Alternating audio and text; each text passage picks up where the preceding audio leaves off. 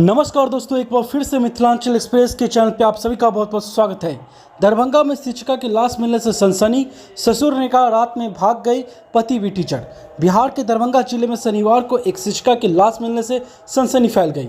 घटना सुपौल बाजार की है। मृतका की पहचान 25 वर्षीय पुष्पा कुमारी के रूप में हुई। वह अपने ससुराल डुमरी में रहकर कोराबराम प्रखंड के गनौनी परशाराम स्कूल में बतौर शिक्षिका कार्यरत थी। पुष्पा का शव डुमरी रोड स्थित उसके ससुराल वालों के घर के पीछे खेत में मिला। मौत की वजह स्पष्ट नहीं है। ससुर ने कहा कि बहू रात में भाग गई थी। शिक्षिका का पति प्रमोद प्रसाद भी जोग्याड़ा स्थित सरकारी स्कूल में टीचर है। वहीं पुष्पा का मायके कुशेश्वर स्थान थाना क्षेत्र के बिटुआ गाँव में है। शिक्षिका के पति प्रमोद कुमार साहू की सूचना पर पुलिस ने घटनास्थल पर पहुंचकर शव को कब्जे में लेकर पोस्टमार्टम के लिए दरभंगा स्थित डीएमसीएच में भेज दिया।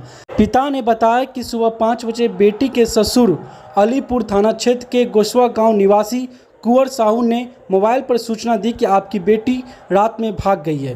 भागने की जानकारी मिलने पर सुबह 7 बजे उनके ससुर के सुपौल बाजार में बनाए गए मकान पर सुपौल डुमरी पहुंचे तो घर के पीछे खेत में पुष्पा का शव पड़ा हुआ था। इधर थाना अध्यक्ष चंद्रमणि ने बताया कि शव को कागजी प्रक्रिया की पूरी कर पोस्टमार्टम के लिए भेजा जा रहा। परिजनों के आवेदन पत्र प्राथमिक दर्ज कर ली गई है। शिक्षिका की हत्या की आशंका जताई जा रही है। हालांकि पोस्टमार्टम रिपोर्ट आने के बाद मौत का वजह स्पष्ट हो पाएगी। आप बने रहे हमारे साथ खबर में, हम आपको बताएंगे दरभंगा और बिहार से जुड़ी हुई हर खबर।